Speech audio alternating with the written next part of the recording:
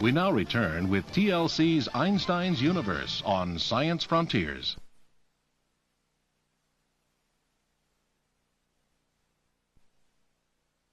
Speed up, you see that they seem to be twisted towards you.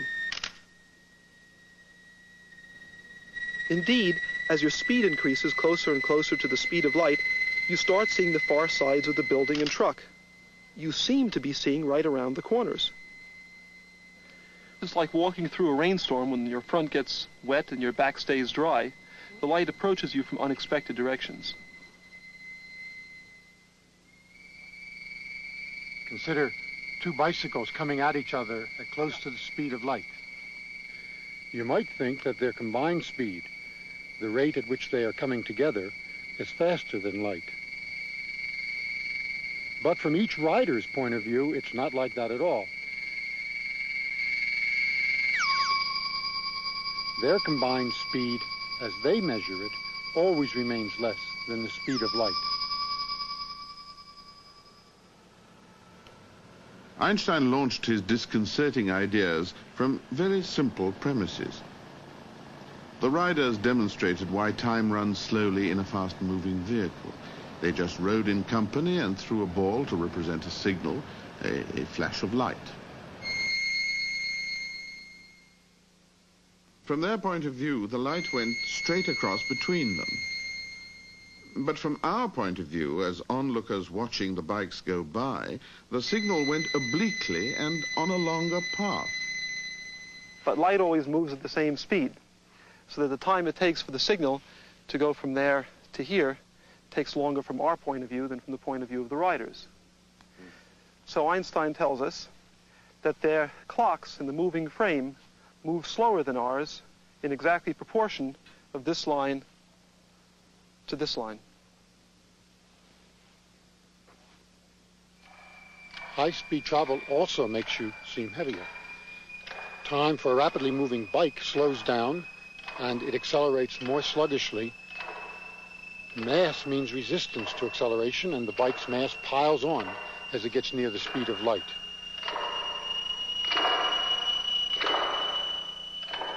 In fact, it continues to grow more massive without limit as it gets very close to the speed of light, so that in fact it never can go faster than light. But from the point of view of the rider, his mass seems the same as usual. When Einstein realized just how much the way things look depend on where you stand, he also saw a danger. Because, he reasoned, the laws of physics must be the same for the rider as for the fixed observer. Special relativity was born brilliantly out of that requirement, but the price Einstein exacted from us was the scrapping of the old ideas about time. Einstein realized that although each person's view of events is a little different, laws was Einstein's old obsession, the speed of light remaining constant amid all the commotion of the cosmos. Now, because of its motion in orbit around the Sun, our Earth is traveling at a speed of about 30 kilometers a second. If the principle of relativity were not valid, we should expect the laws of nature to depend on the Earth's direction of motion at any moment. But the most careful observations have never revealed any lack of equivalence of different directions. This is a very powerful argument in favor of the principle of relativity. But Einstein's revelation shook the planet. From the reasoning of special relativity emerged a law of creation and destruction.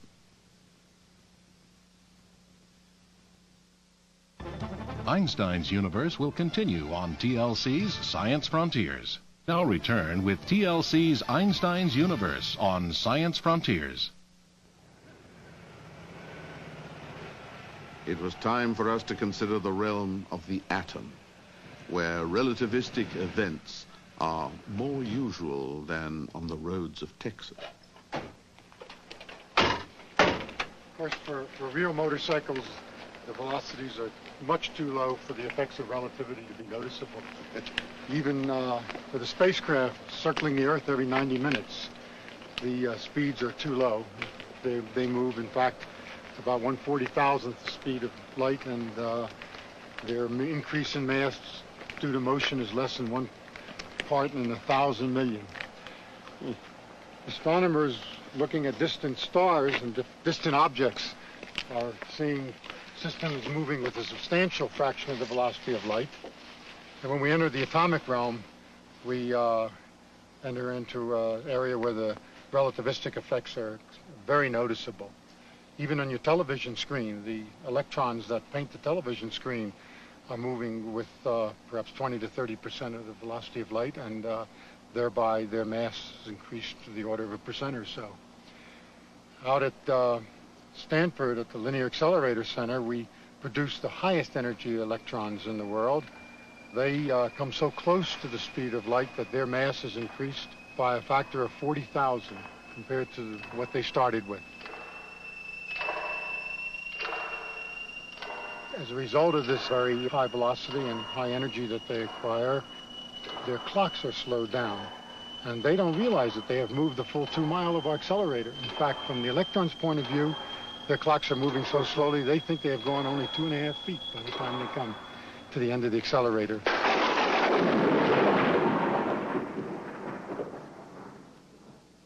At the end of the accelerator, we also have a storage ring, so-called spear ring, where we smash the particles into one another. We create new matter. And in this way, we can very accurately measure the conversion of energy of motion into matter and into mass. And in this way, confirm with great accuracy the Einstein equation, E = mc squared. What an equation that is. It looks so innocent. E, energy, M, mass, and C, not the speed of light, but the square of the speed of light, an enormous number, so that a little mass is worth a lot of energy.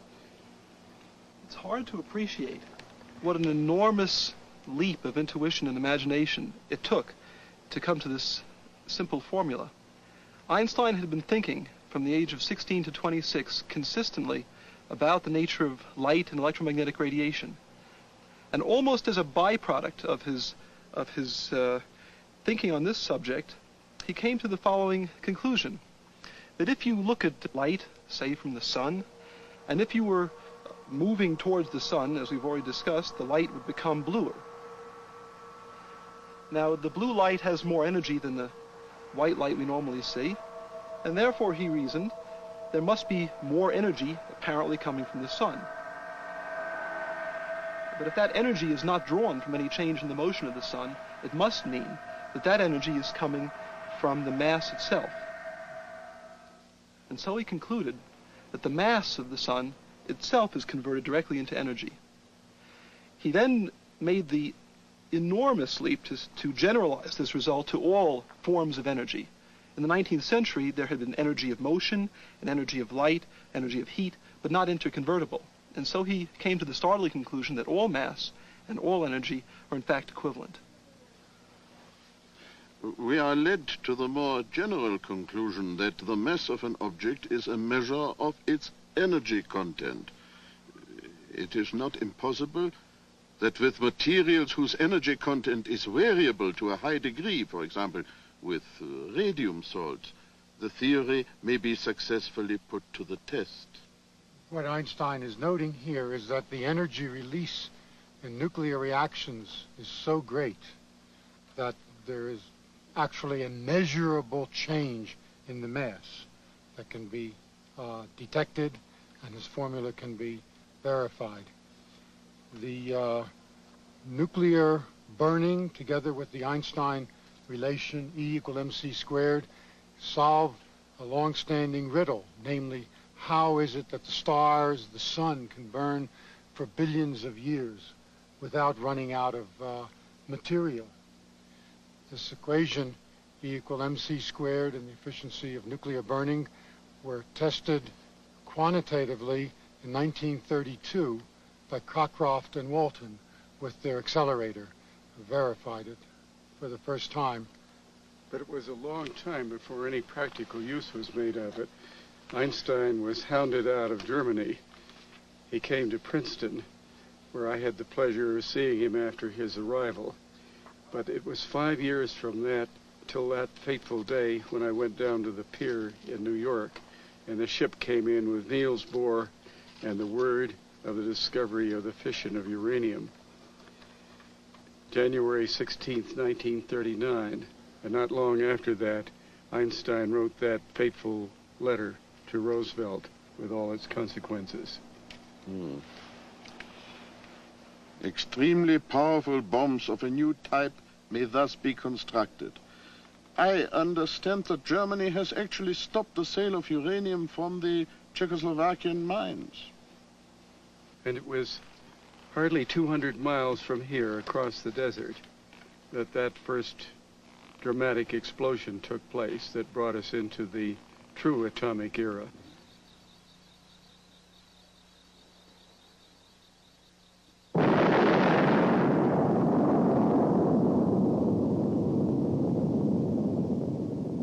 Einstein, who set it all in train, was appalled by the nuclear arms race.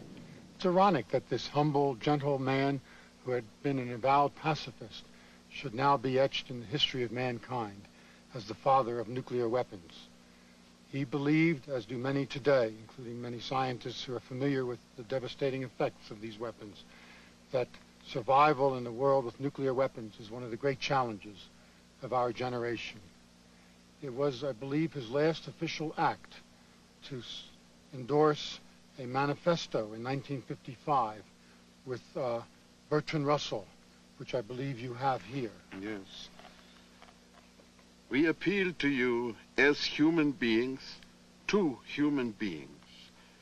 Remember your humanity and forget the rest. If you can do so, the way lies open to a new paradise. If you cannot, there lies before you the risk of universal death. I think in talking about Einstein's great achievement, we should really stress the fact that it lies at the basis of all life. The nuclear weapons are only a small byproduct of human folly. Even when I strike this match, a minute amount of the mass is converted into energy. If I took all the mass in this match and converted it into free energy, there's enough energy here to lift the entire mountain on which we're sitting now about 10 feet off the ground. This energy plays a role in the hum of a violin, in the growing plants here, and in fact in the expansion of the universe. Einstein's Universe will continue on TLC's Science Frontiers.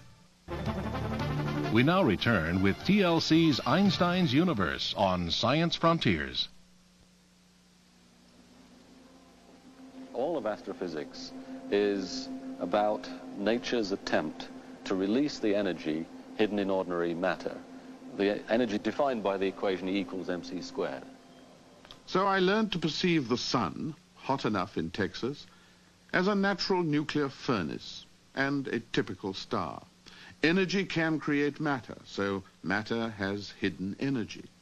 Falling down, like the apple, can liberate some of it. So Wallace Sargent led me back to gravity, saying it can overwhelm a star. When the sun grows old, it will first of all become a red giant in which it becomes much bigger and a little cooler than it is now. At this time, the Earth will be consumed, but fortunately it will not happen for several more billion years. After that, the sun will shrink and become a white dwarf, which is about the size of the Earth. During this time, a lot of hidden energy will be released, but not as much as has been released by nuclear burning at earlier stages of its evolution. Stars much more massive than the sun end their lives as supernovae. That is, they undergo gigantic explosions. During this event, the inner parts of the star is driven inwards in an enormous implosion. This forms a neutron star, which in turn becomes a pulsar. The matter in the neutron star is extraordinarily dense, and the atoms are crushed together, and a substantial fraction of the hidden energy originally in the star is set free. Well, so neutron stars exist, but theoretical calculations tell us that something of, say, 3 times the mass of the Sun can't exist as a neutron star. It's really only a short step from a neutron star to matter being crushed by implosion into a black hole. In the case of a collapsed star 10 times the Sun's mass, say, the resulting black hole would be only about 40 miles across. Nothing could escape from it, not even light. Material falling into such a black hole would liberate tremendous energy just before disappearing into the hole, giving out intense X-rays. And these X-rays could be seen from the Earth, and that's in fact how we could expect to detect such a thing. Well, the X-ray source called Cygnus X1 meets these specifications and may well be a black hole, and it's sucking material apparently from a companion supergiant star.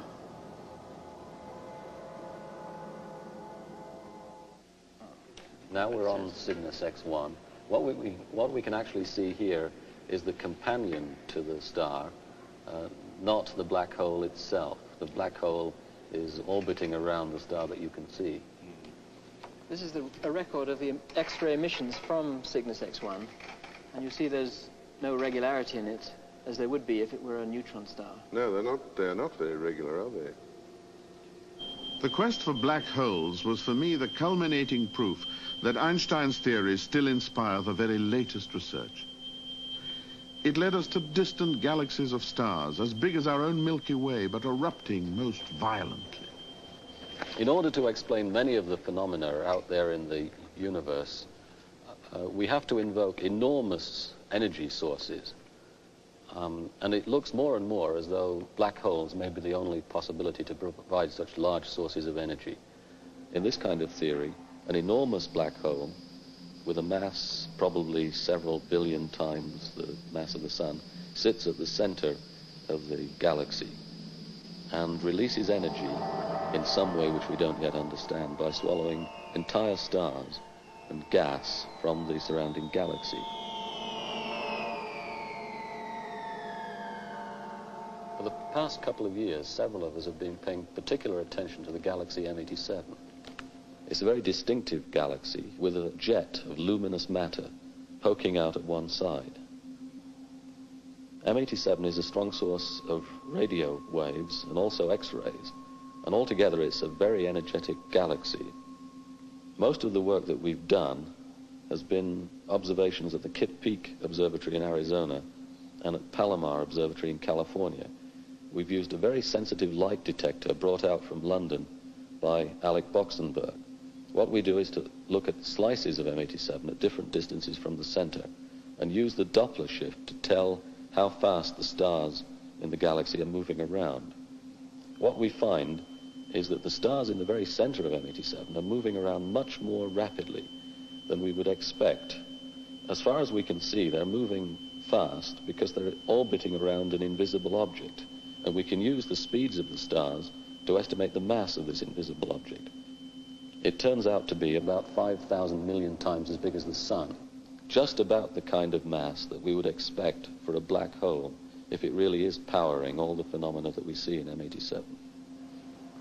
The problem is that the volume you'd expect for a black hole at the of the mass that we think the one in M87 has is very small indeed, and so really the problem is to try and resolve much smaller angular distances.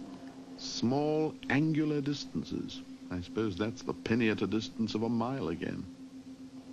In order to try and do this, I've turned radio astronomer and with colleagues used the radio telescopes at Goldstone in California and at Madrid in Spain, 5,000 miles away. The object is to try and get a telescope as large as the Earth, by means of which you can resolve very small distances. Well, I'd just like to know at this juncture, to what extent is all this a logical consequence of Einstein's work, or has it already taken off on its own? Well, it was certainly not known to Einstein that black holes would be a consequence of his work. On the other hand, later work, since Einstein died, in fact, has pointed very clearly to the fact that within his theory, at least, within general relativity, this is a very clear prediction of the theory. And of course, independent of the actual nature of the underlying object, we know that it has to put out a great deal of energy because we see that directly, and that implies a huge underlying mass from E equals mc squared. And of course, the light that we get directly from the object as analyzed by Weil-Sargent obeys the Doppler effect and comes to us as photons. So the richness of Einstein's ideas bears on the entire range of actual observations of these objects. A computer charted the fathomless warp of space in an imagined collision between two black holes.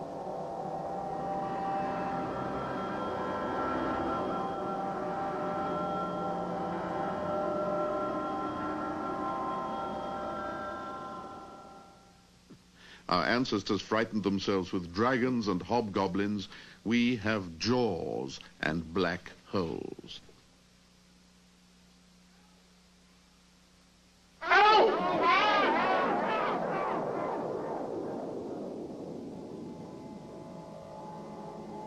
In fact, at the dead center of a black hole, I found that even Einstein's ideas falter. Theory of general relativity can now be adequately applied to the black hole itself and a certain distance in. But it's possible to show that even the theory itself predicts its own downfall. And this is one of the things which was not appreciated before Einstein died. But certainly everything does get compressed into a very, very small region. And there comes a point somewhere where new physics has to come in. The argument really is at what point and what new physics comes in. Of course, when you're at states of very high density, you can no longer deal with gravitation in isolation of all the other forces of matter, the strong nuclear forces, the weak forces of radioactive decay, and the electromagnetic forces. Nor can you stay strictly within the realm of classical physics and ignore the quantum ideas. Absolutely right. It's ironic that Einstein, who was a founder of the quantum theory through his discovery of the quantum, or the photon, which is the particle of light, never felt comfortable, never felt satisfied with that theory because of the element of uncertainty and the element of chance that it brings into a description of the behavior of particles. Apprehending more than I could possibly comprehend, I listened like a child allowed to stay up late to ideas that might surpass Einstein's. On a theoretical frontier, I might say that it seems to me we're no closer to knowing where we're going. They're the very beginnings of efforts to make a supergravity theory, a quantum theory that embraces gravity and the other forces of matter all unified together in this great dream, the grand synthesis that Einstein spent 30 years, in his last 30 years of his life, trying to create and failed. That alone is a measure, a statement of how difficult the problem is. When you get down to the size of an elementary particle, the question is, does the concept of space and time still apply at a smaller scale than this? And I think most physicists would take the view that it does apply, and that it goes on until you're down to a tiny fraction of the size of a particle. But the sort of line that we're following is one which suggests that perhaps things go wrong before that. And the idea is that the concept of a point in space is not the primary concept. This is only a mathematical artifact, and that something a little closer to the idea of a particle, although not actually a particle, it's a thing that we call a twister, which is, well, it's something I couldn't explain in detail, but the idea is that the concept of a particle and of space itself are both things which emerge out of this more primitive concept. And this is the line we've been pursuing for many years now. And one of the great problems is to see how to tie it in with general relativity in a very clear way. And there are some encouraging features, but it's certainly not finished yet. Einstein's Universe will continue on TLC's Science Frontiers. We now return with TLC's Einstein's Universe on Science Frontiers. From the minutest quantities of space to the immensities of the universe. The director recognized the little boy in me, and he let me drive the big telescope across the sky. Beautiful, isn't it? Yes, that's fantastic. Yes. The rings of Saturn mapped for me the warped space surrounding the giant planet. As I scanned the Milky Way, Harlan Smith reminded me that the stars, billions of them, and including the Sun, all circle under their mutual gravity. And we looked beyond our own galaxy to similar whirlpools of stars far away in space-time. To sample a few of the billions of galaxies prepared me for contemplating the whole of Einstein's universe and its presumed origin in the Big Bang. And it was brought home to me how Einstein's discoveries about space and time, light and matter, all connect and make a girdle for the universe. Could we pull Einstein's ideas all together? Energy has mass, and mass has energy. And the mass of the sun, so gigantic, has only to be burned up a little at a time to provide us with all the heat and light and power that we see here on Earth. But that mass has more gravitational pull that pulls light, bends it, pulls other stars. And when stars start flying apart in the earliest days of the universe, that gravitational pull slows down their outward flight. The universe comes into being out of nothingness. Matter, light, energy, all at once. And this matter, this light, and this energy all expand, get more dilute, contract into stars, galaxies, planets. And the whole thing goes on expanding, getting bigger, farther apart. And that's the phase we live in now, as these galaxies are flying apart from each other. But then comes the moment, we believe, down the line, when they stop flying apart. Their gravitational attraction pulls them back together again. The whole thing contracts. Energies go up once more. We get to a gigantic big crunch.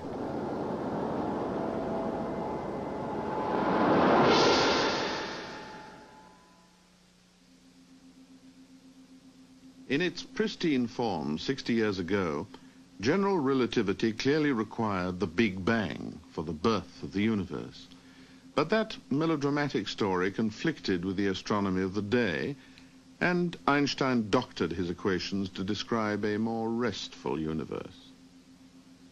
In order to arrive at this consistent view, we admittedly had to introduce an extension of the field equations of gravitation, which is not justified by our actual knowledge of gravitation.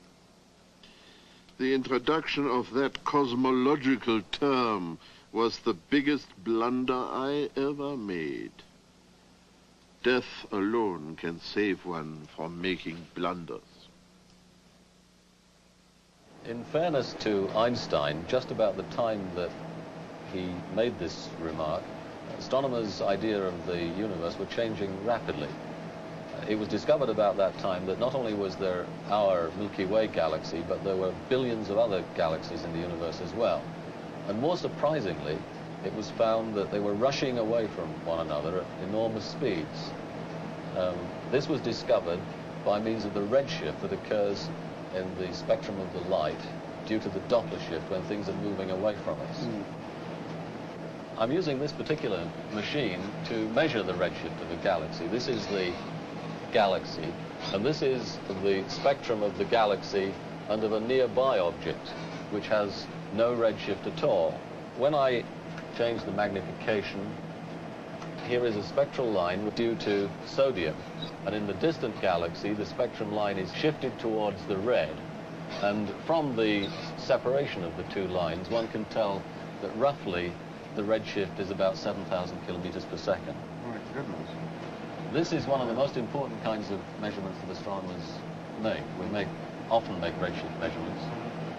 It was first discovered about 50 years ago, and this led to the idea of the expanding universe. Later, in 1965, A radio telescope in New Jersey revealed that the whole universe, even the apparently empty parts of the sky, were aglow with radio emission. This is apparently left over from the birth of the universe. It's this particular discovery that makes the Big Bang theory the dominant theory of cosmology at the present time. Einstein's Universe will continue on TLC's Science Frontiers. Einstein's picture was the universe is closed. At least that's what he wrote in the last edition of his book, published in the year of his death, 1955. Today, of course, we don't really know how the evidence is, whether there's enough matter to curve the universe up into closure. But to predict, as Einstein did, the expansion of the universe, and to predict it correctly, and to predict it against all expectation, so fantastic a thing, to my idea, is the greatest prediction that mankind has ever made. And to my mind, gives us more faith than anything that we could have, that someday we'll find how the universe itself came into being.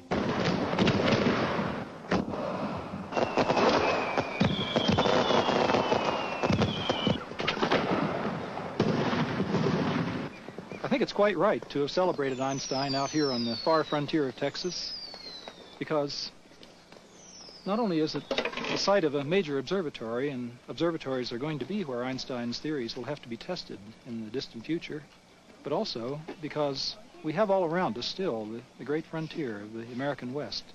And this symbolizes, in a way, Einstein's general relativity, which is at the far frontier of the human mind. The most beautiful thing that we can experience is the mysterious. It's the only source of true art and science. And he to whom this emotion is a stranger, he who can no longer pause in wonder or stand wrapped in awe, well, he's already half dead. His eyes are shut. It was Einstein's passion to understand the universe. For him, that understanding was the only real power. And he did more to create it than any other man who's ever lived. Well, that's a very large claim, and I'm sure you're right, but would you agree with that, Will? Yes, astronomers use Einstein's ideas all the time, often without remembering who thought of them. It's the ultimate distinction in science to be part of the furniture, like Newton.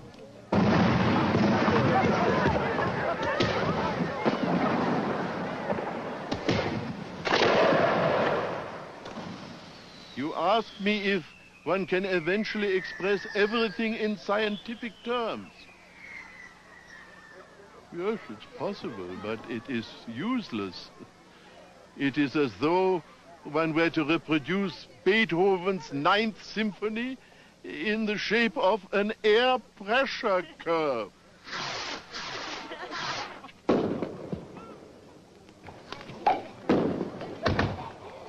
I propose a toast to Albert Einstein, one of our greatest heroes.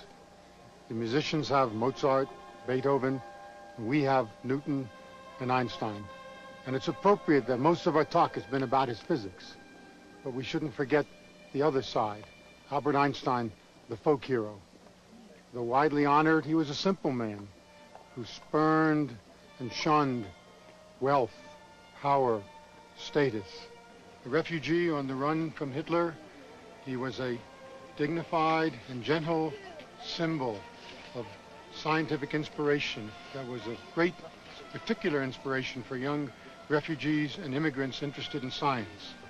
The reputed grandfather of the atom bomb, he was the moral leader of the efforts to bring that dangerous and deadly application of E=mc² under international control. I propose a toast to the memory of Albert Einstein. To Albert Einstein.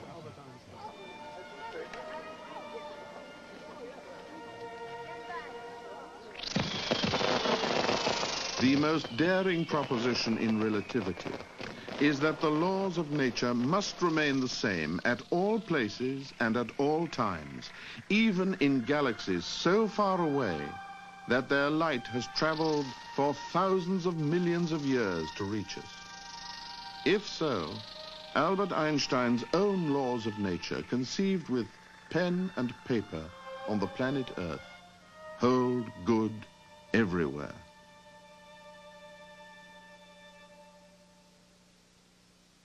What really interests me is whether God had any choice in the creation of the world.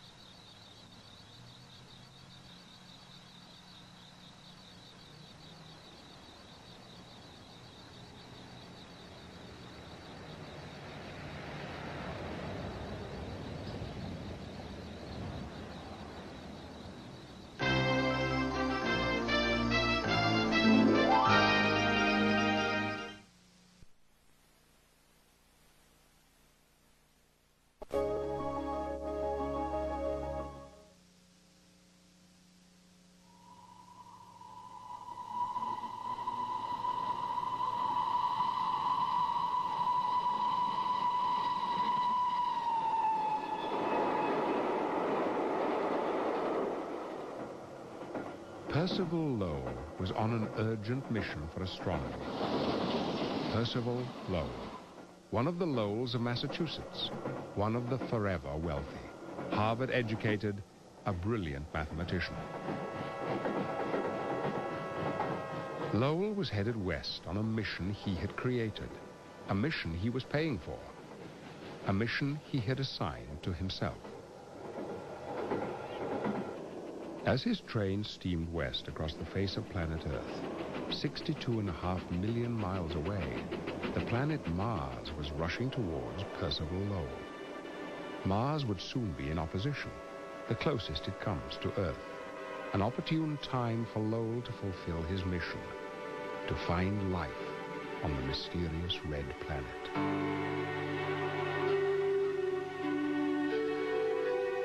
Earlier that winter, Lowell had dispatched an assistant to Arizona Territory. His orders, to find the best place for seeing, a term astronomers still use to describe the clarity of the atmosphere. From the clear mountain air of Flagstaff, the assistant wired home for the 11th time. This was it. Percival Lowell had found his spot. Lowell talked Harvard University into lending him a telescope, which he promptly had shipped to the Arizona frontier.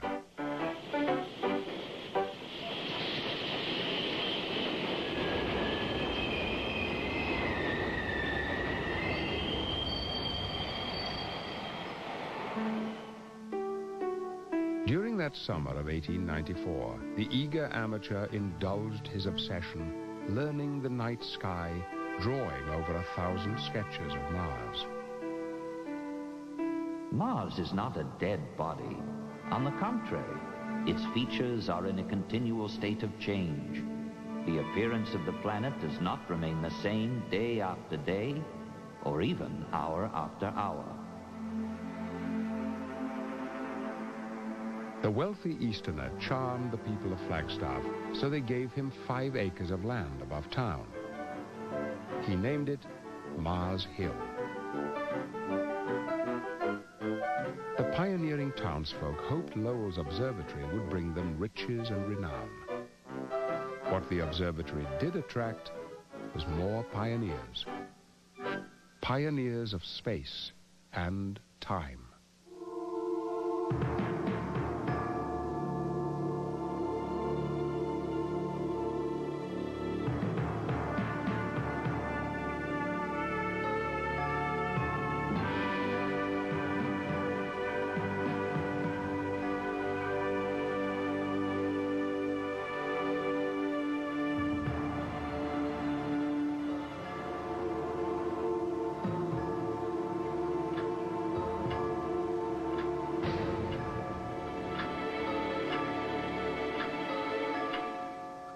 (1994). 100 years of seeing. It has been a momentous century for astronomy. A new planet discovered, the origin of the universe, the Big Bang theory proposed, men bounding across the surface of the moon, a cosmic collision witnessed for the first time in recorded history.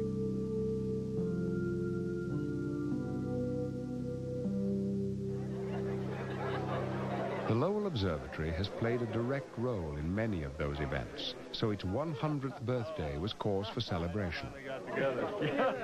Much of the talk was about the century's biggest show in the solar system, a comet crashing into Jupiter. We know there are northern lights on Jupiter, but these are very special. Among those present were the comet's co-discoverers, Gene and Caroline Shoemaker. Gene worked until recently for the U.S. Geological Survey and has now joined the staff at Lowell. Well, Lowell is a very special place. You have great freedom to carry out scientific research so long as the funds can be found for it. And it has a tradition, of course, from the very beginning of a focus in planetary science. So it carries on a tradition that goes all the way back 100 years to its founding with Percival Lowell. From the very beginning, Percival Lowell gave more than money to the observatory that bears his name. He gave his soul and his passion for the stars and the planets.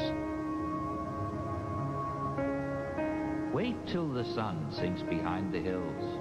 Then, as half-light deepens, the universe appears, and one by one the company of heaven stand forth to human sight. If night discloses glimpses of the great beyond, knowledge invests it with a meaning, unfolding and extending as acquaintance grows.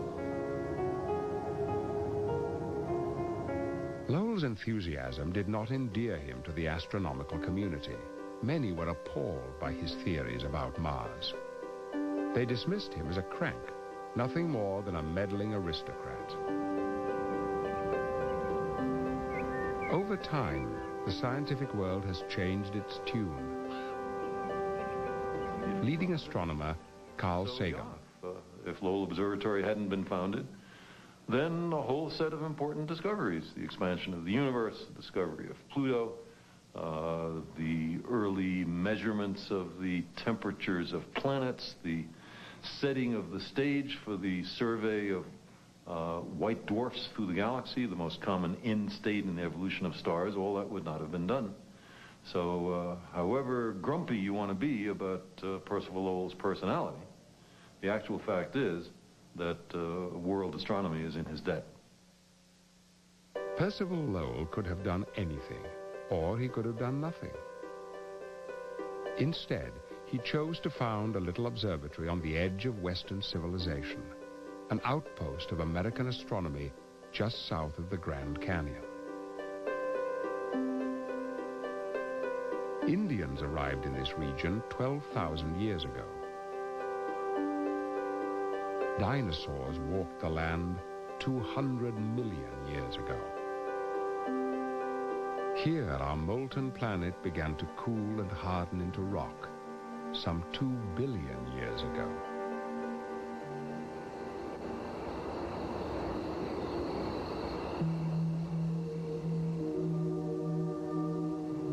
The Grand Canyon is a grand place to contemplate ancient events.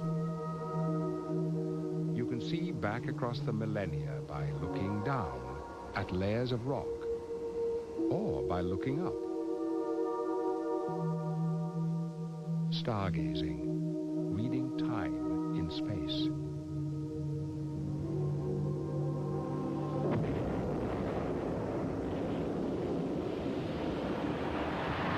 supernova exploded in this part of the night sky 11 million years ago. Since that time, the energy wave, in the form of light, has been hurtling towards Earth. 11 million light years. A lot has happened between then and now.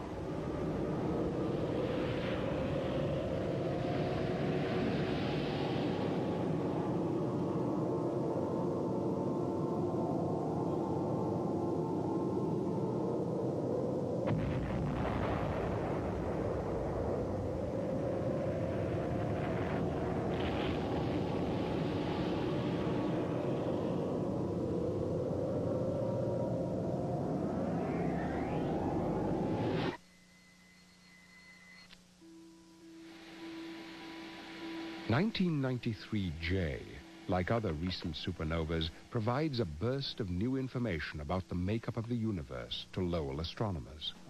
This is the image of the supernova we just got. Type 2 supernovae responsible for the chemical enrichment of the galaxy, the sort of star stuff that we're all made of. Star stuff, black holes, infinity, revealed through these wonderful instruments. Telescopes. The basic telescope hasn't changed much over the decades. What has changed is the eye looking through it. The human eye was replaced by more sensitive photographic plates. Now there is the digital chip, 100 times more sensitive still, capable of receiving a staggering amount of data.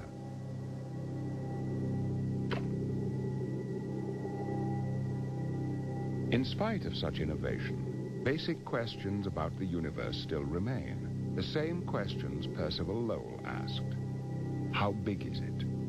How old is it? What is it made of? Is there life out there?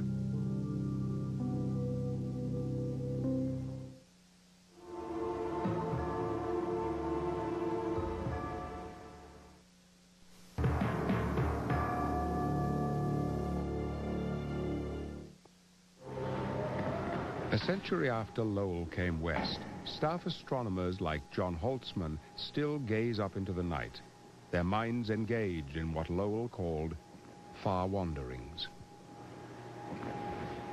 It's actually kind of interesting question to ask what's the farthest thing you could see, because astronomy is sort of peculiar in that respect, because since the distances are so vast and since the light does not reach us instantaneously, as you look further and further away, you're looking further and further back in time. So really astronomy is kind of the cool situation where you don't have to infer from what you see at the present time what things were like long ago.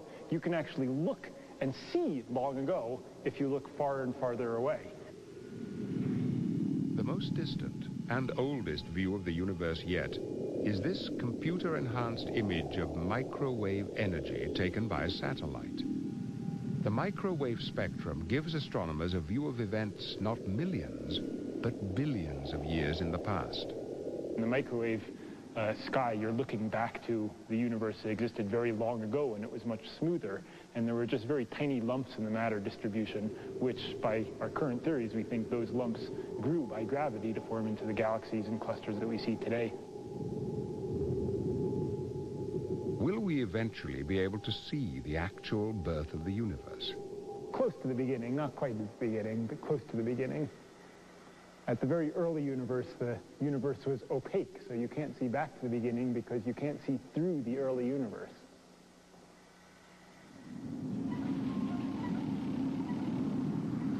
Before astronomers can confront the beginning, they must first devise ways to see more clearly up through our own thick atmosphere.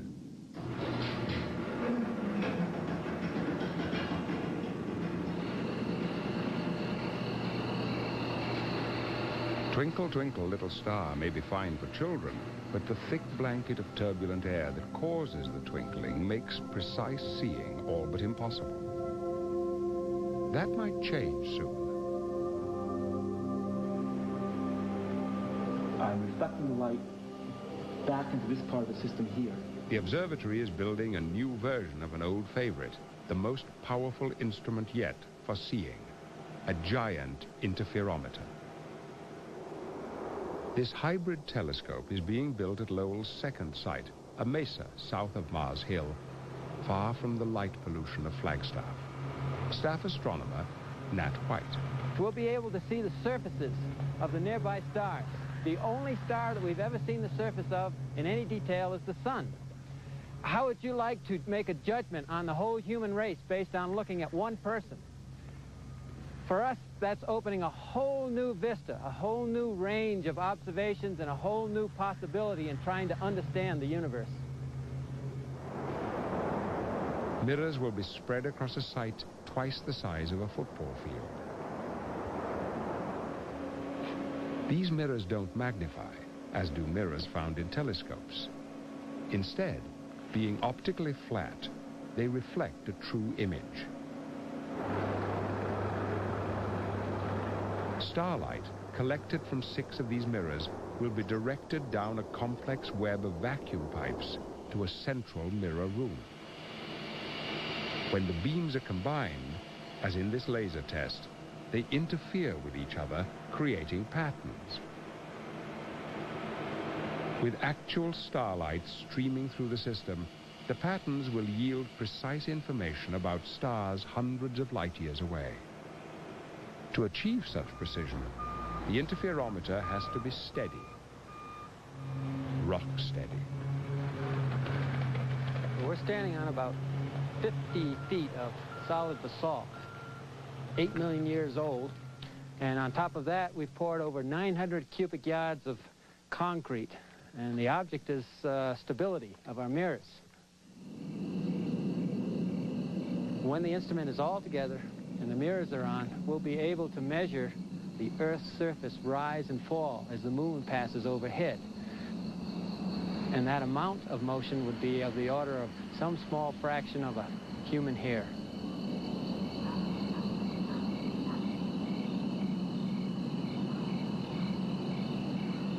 When completed, the Lowell interferometer will be a generation beyond the Hubble Space Telescope. Construction is being funded by the Navy. They will use it to refine star charts and improve navigation. Observatory astronomers will have many uses for their new device. One of the first will be an attempt to detect new planetary systems. The photons coming through these mirrors could carry the information that there is another solar system out there, another planetary system around a distant star. Such a discovery would be a big step towards Percival Lowell's dream, the confirmation of intelligent life out there.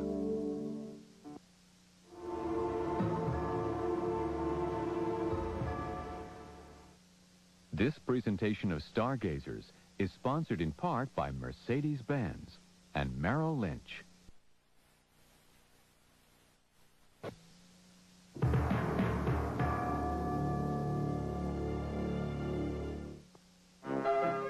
During Lowell's stays in Arizona, he lived in a house of his own design on Mars Hill, nicknamed the Baronial Mansion. Please see that the wildflowers on Mars Hill are never picked. Put up notices. At Christmas, he put on a beard and costume, playing Santa Claus for the pioneers, scientific and otherwise, who had come to live on the Arizona frontier. Percival Lowell was almost 40 when he built his observatory, but the night skies had fascinated him since he was 3 years old. Consciously, I came into this world with a comet. Donati's comet of 1858 being my earliest recollection. And I can see yet a small boy halfway up a turning staircase, gazing with all his soul into the evening sky where that stranger stood.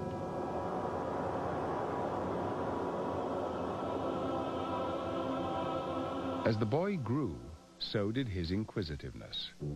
Still, astronomy remained a hobby. Not until he was in his 30s did Lowell become truly focused on the planets and on extraterrestrial life. That we are the only part of the cosmos possessing what we are pleased to call a mind is so Earth-centered a supposition that it recalls the other Earth-centered view once so devoutly held. that our little globe was the point about which the whole company of heaven was good enough to turn. Robert Millis is the observatory's director. There is absolutely no question that Percival Lowell founded the Lowell Observatory to pursue his ideas about the possibility of intelligent life on Mars. The telescope presents us with perhaps the most startling discovery of modern times, the so-called canals of Mars.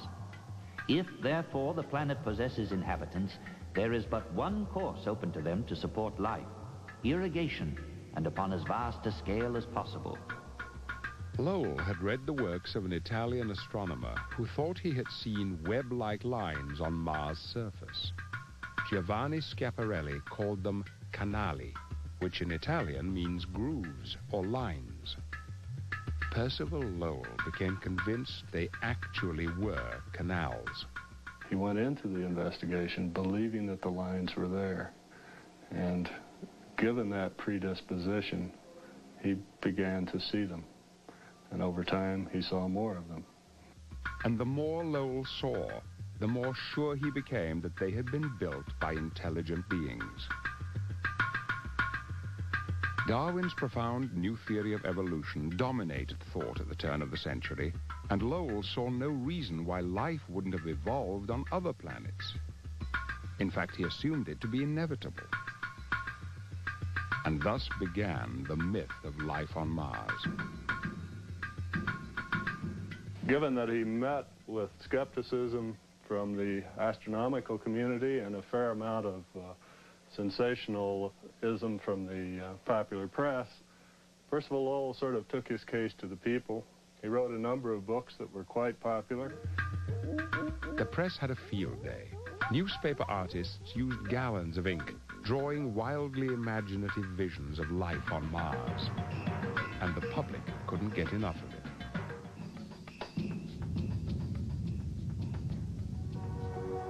Not until 1976, when the Viking lander touched down on Mars, was Percival Lowell's theory conclusively disproven.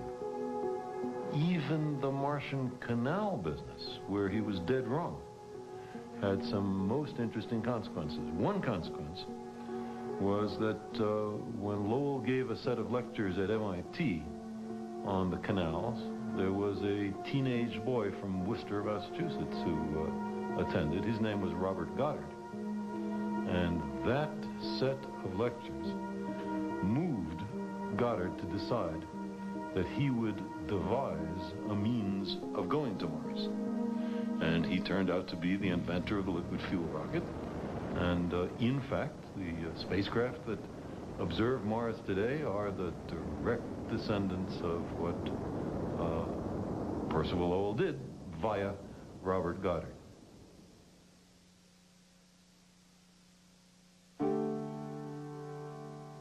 The public interest in life on Mars soon waned. The controversy left a stigma on the observatory and clouded Lowell's reputation in astronomy. Perhaps in an effort to overcome this perception, he pushed his staff to continue with other research. At that time, it was a common belief that our Milky Way galaxy was the sum total of the universe. What were, in fact, other galaxies were thought at the turn of the century to be young solar systems. Lowell assigned one of his staff, Vesto Melvin Slipher, to study the spiral shapes with a spectrograph, an instrument that uses a prism to break up light from stars and reveal their chemical makeup. The spectral light was very faint, and that meant long exposures, sometimes over several consecutive nights. But Slipher was a patient man. He would sit there in the dome, in the dark, in the cold, all night long, carefully guiding the telescope to stay exactly on the object he was interested in. It was miserable, tedious work. The outcome was that for many of these objects, he discovered the totally unexpected result that the spectral lines were nowhere near where they should have been in the spectrum, but in fact were shifted tremendously to the red. Well, it was ultimately realized that these shifts were due to the fact that these objects were fleeing away from us. This amazing finding, called the red shift, was to have far-reaching results. Astronomer Edwin Hubble combined V.M. Slipher's spectral discovery with his own research and came up with a startling conclusion. The whole universe was expanding. Later, that concept would fundamentally change the way we perceive the universe by leading to the Big Bang theory. The Lowell Observatory's early role in the Big Bang theory received little notice at the time. It was another discovery that brought world attention to Mars Hill, the search for Planet X.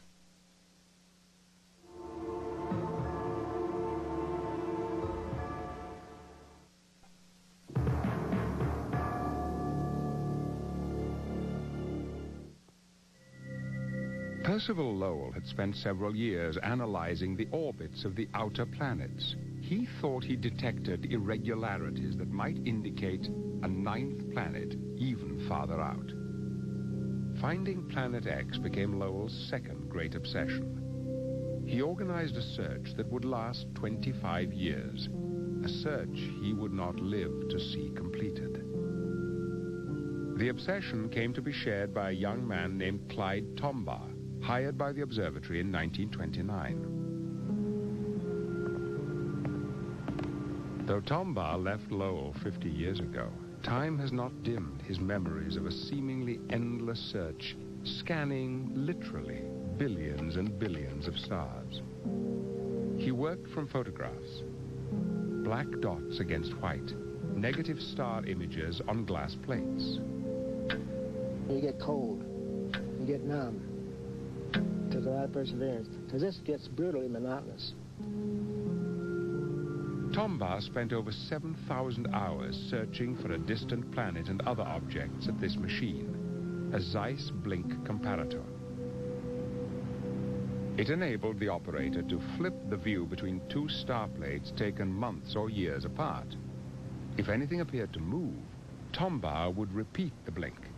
It might be an asteroid, or a comet, or lint, or an undiscovered planet. Toward the late night, about the only thing you get was the station in Mexico. So I listen to a lot of Mexican music. Give you something to think about and listen to. Just sitting there looking at it, that gets mighty monotonous hour by hour. Tombaugh had been raised on a farm in Kansas where he built his own telescope at the age of 12. He still uses it in his backyard.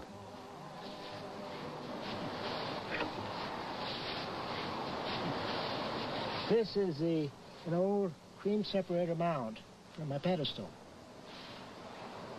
And this is a proto-axis here, is a small shaft off of my dad's old 1910 Buick.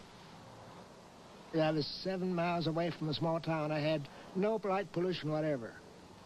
Astronomy was enlarging my horizon. Realizing other worlds out there, you see. Tombaugh drew pictures of the planets and on a whim sent them off to the Lowell Observatory. But couldn't anyone have copied planets out of a book? The planets are never exactly the same twice, and if you copied them from some previous drawing, they'd find it out. And then you'd be accused of stealing. No, that you can't fudge a planet.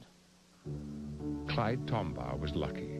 His drawings arrived about the same time that the observatory had decided to redouble its efforts to find Planet X.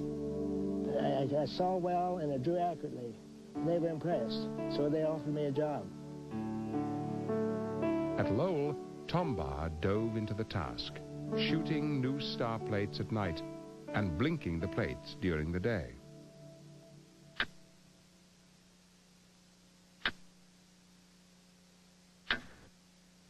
Then, on February 18th, 1930, at 4 p.m., Clyde spotted a faint flicker.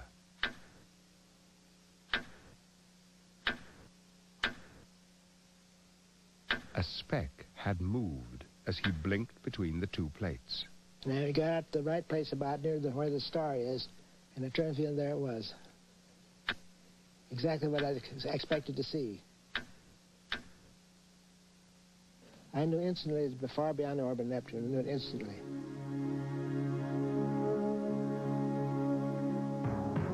What to name this new discovery? Such names as Apollo, Bacchus, and Zeus were considered. At one point, someone suggested naming it after Clyde.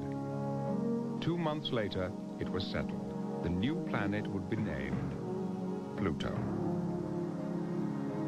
The first 2 letters were P-L, as in Percival Lowell.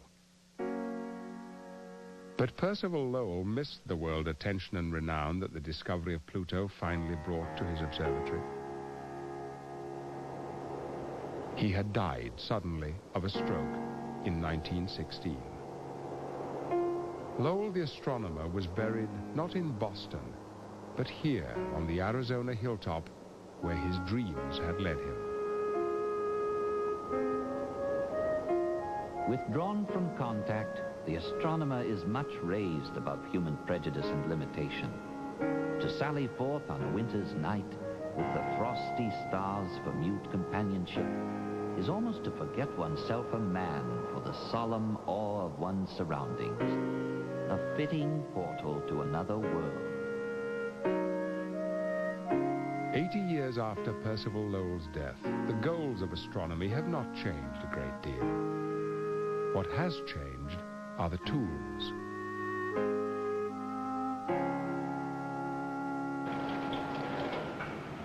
Percival Lowell, and after him, Clyde Tombaugh, did things the hard way. I don't think anyone would probably dedicate their lives the way that Clyde did to scanning plates manually by eye. We've got a lot more powerful tools at our disposal, namely fast computers and digital detectors. Like Tombaugh, Lowell astronomer Mark Bowie is fixated on Pluto. Oh, I've been doing Pluto since the first years in graduate school. At that time, very little was known about it, and it looked like an interesting project. And as soon as I started working with it, it just completely absorbed all of my waking thoughts and some of my non-waking ones as well. The planet remains a mystery. In spite of the recent advances in telescope technology, Pluto has never been resolved as anything more than a dim point of light. So how was Mark Bowie able to create a map of Pluto's surface? His clever techniques reveal a lot about the way astronomy is conducted today, by squeezing maximum information from the most meager data.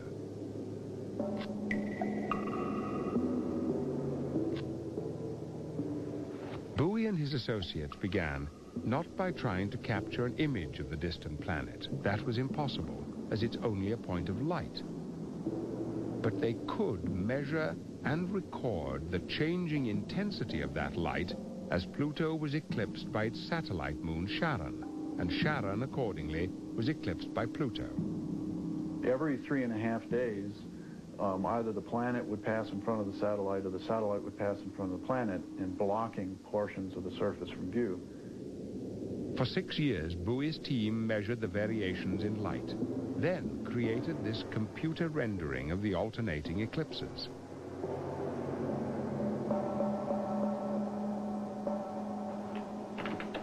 As Pluto and Charon alternately obscured each other, changes in the reflected light patterns created a kind of scan, revealing information about surface characteristics of the two bodies. By collecting all of these scans across Pluto, we can put it into the computer and generate maps. The map, as incredible as it is, only shows the light and dark areas on Pluto and Charon, but it will have to do until a space probe can be launched. I think we're entering in a new era, well, at least I hope we are in this country, of saying, you know, we should be doing exploration because we want to do exploration, not because we're trying to beat somebody. You know, it's not a strategic thing, it's just, it's a search for knowledge.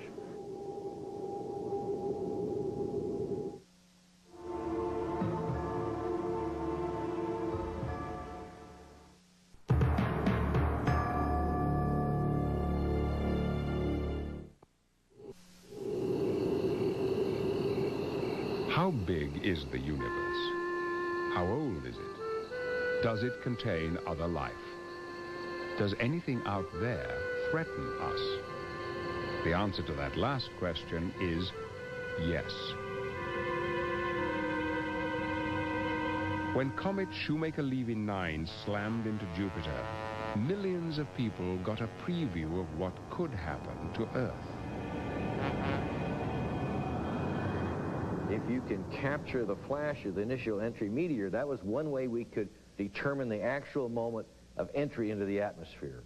Jupiter is telling us, in my view... Gene Shoemaker's wife, Carolyn, was the first on the team to spot the strange comet, more than a year before the final impact. Carolyn holds the world's record for discovering new comets, and she only started looking at age 53. The first feeling I had is a feeling that I get with every comet. I get a real high. It's a real thrill of joy. Here's something that no one else has seen. It surprised the Shoemakers and their colleagues, this string of pearls comet. But there would be bigger surprises. For instance, the orbit. Comets usually swing around our sun. That was a complete surprise. It's the first time ever a comet has been discovered in orbit around a planet. So that was surprise number 2. And finally, about 2 months later, then it became evident that it might hit Jupiter. And so that was surprise number 3. This will be for our school district so that all the kids can see it. Surprise number 4. The Shoemakers were instant celebrities. Not just for me. You know, if this happened on Earth, this would, you know, wipe out dinosaurs. As the comet chunks continued to blow holes bigger than the Earth in Jupiter's atmosphere, people began to wonder about our own planet. What would happen if a comet fell on us? And something like that hitting the Earth is getting up into the range that it would produce a global catastrophe. A very potential mass extinction of species on the Earth, so it would be really bad. The Shoemakers have joined a Lowell Observatory project investigating this very threat. They're searching for dangerous asteroids and comets that might be headed our way.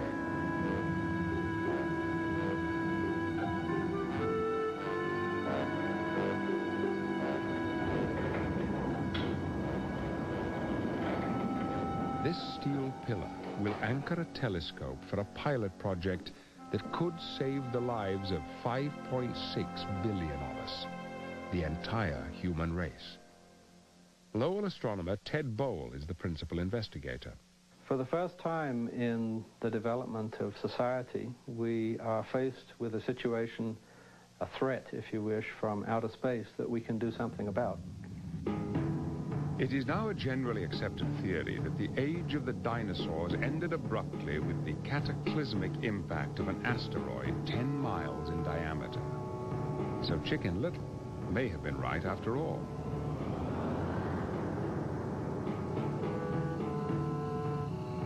Some astronomers speculate an even larger collision tore off a chunk which became our moon. Compared to the moon and most other bodies in the solar system, the Earth shows relatively few impact sites. There are 2 reasons. 1, most fall into our vast oceans, and 2, erosion. One of the few we can see is 35 miles east of the Lowell Observatory. In the long course of history, many craters of this size must have appeared on Earth and then been eroded away by weathering and the wind and the rain.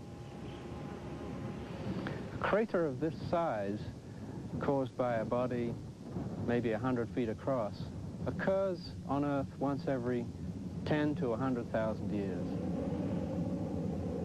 This crater was created some 50,000 years ago by a meteorite of solid metal traveling at 34,000 miles per hour.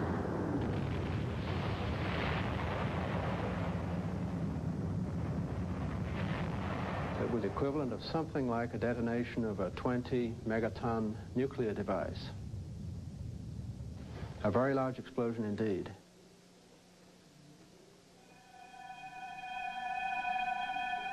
$3 to 4 billion years ago, Our young solar system was a war zone of swirling debris. New craters appeared frequently on planets and their moons. Now that debris has settled down, forming a ring that orbits the Sun between Mars and Jupiter. This ring is the main asteroid belt. If we, in a spaceship, leave Jupiter and its moons and travel 250 million miles away to the main asteroid belt, we will still be under the gravitational influence of the Great Red Planet. So are the asteroids. Most of these, 99.9% of them, are locked in eternal orbit around the Sun and pose no threat to us. But there are a few far wanderers, rogues that are not harmless and whose erratic behavior could prove to be catastrophic. And these rogue asteroids that come near the Earth are driven into near-Earth space by the immense gravitational tug of Jupiter. Rogue asteroids move into their own elliptical orbits, which repeatedly cross the path of our own planet. Over the next million years, or 100,000 years, or even the next few centuries, there will be a series of near misses. But eventually, there will be a final rendezvous.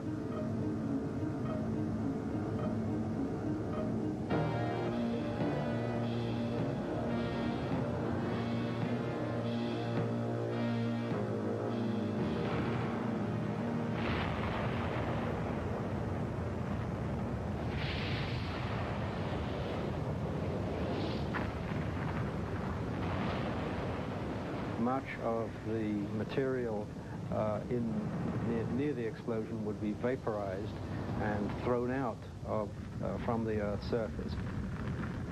When it hit the ground, it would burn everything that it touched, and so forest fires would get set off all over the Earth. There is an additional huge amount of dust from the explosion of the impacting asteroid, so the sun's light would go out at least for several months, and some people think for some years. So it will be blacker than the darkest night that we can experience.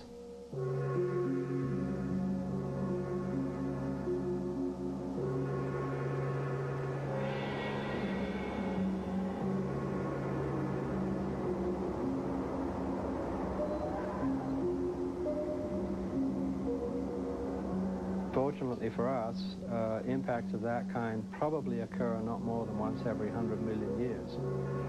And so the probability of us experiencing such an impact is very small indeed. But our civilization could also be severely stressed by much smaller events. Almost any size asteroid is a potential killer. The Arizona crater was caused by an object the size of a commercial airliner, but it would have killed everybody within a 20-mile radius. Finding rogue asteroids is no easy task. Hey, that's interesting. For the time being, Lowell astronomers use labor-intensive scanning systems. These will soon be replaced by a computer version of Clyde Tombaugh and his blinking machine, an early warning system that continuously compares one electronic snapshot with the next, looking for anomalies. And we will scan the sky quite quickly, so we'll cover an area like this in just a few minutes. What can be done if they actually find a lethal asteroid hurtling our way? One suggestion has been made: fire off a massive nuclear warhead. An iffy proposition, at best. To deviate an asteroid in its orbit is a difficult technological thing to do. The way you would do that is to set off a nuclear device somewhere near the asteroid's surface. Now, you don't want to set off such a device at the asteroid's surface, because that would almost certainly cause the asteroid to fragment, and being hit by a very large number of fragments might actually be worse than being hit by one single body. So that is a job for nuclear scientists, and as you can imagine, it raises all kinds of possible political and sociological problems.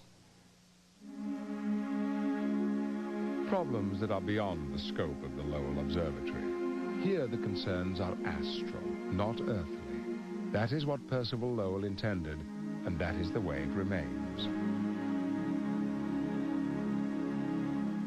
Astronomy now demands bodily abstraction of its devotee.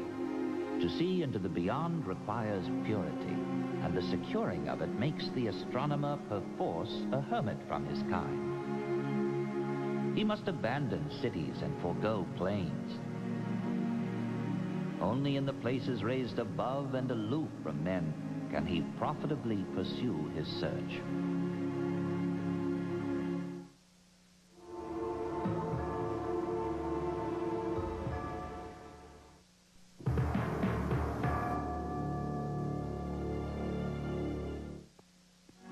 Percival Lowell was a visionary, a brilliant mathematician with a soaring imagination, a frontiersman. He left a permanent stamp on modern astronomy. It is called the Lowell Observatory. The people at Lowell today continue to search the night skies, reaching beyond what we know. Stargazers, inspired by the man from Massachusetts with a dream.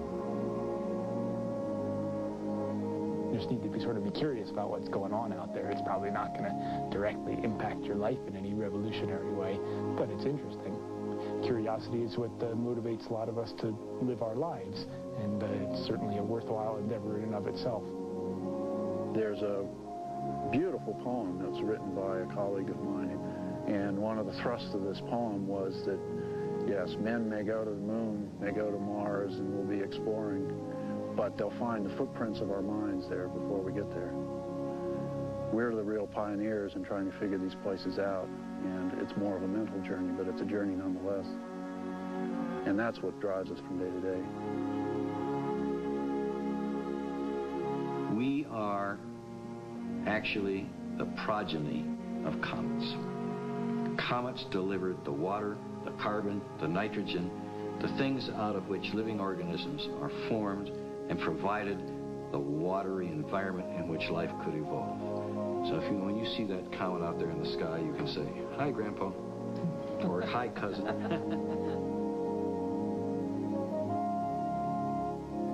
Imagination is as vital to any advance in science as learning and precision are essential for starting points. Let me warn you to beware of two opposite errors: of letting your imagination soar unballasted by fact, but on the other hand, of shackling it so solidly that it loses all incentive to rise.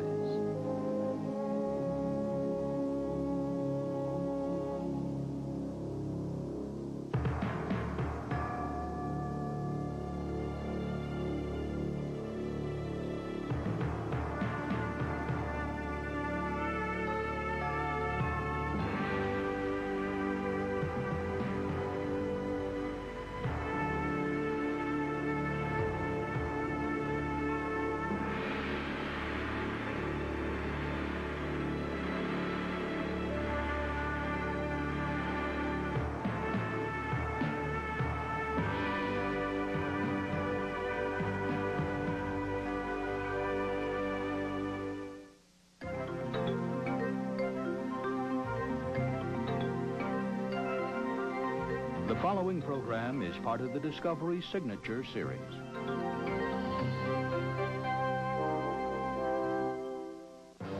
The Discovery Channel and the Chrysler Corporation are proud to bring you the best in quality documentary television. This presentation of The Brain is presented in partnership with Chrysler Plymouth and Jeep Eagle, divisions of the Chrysler Corporation.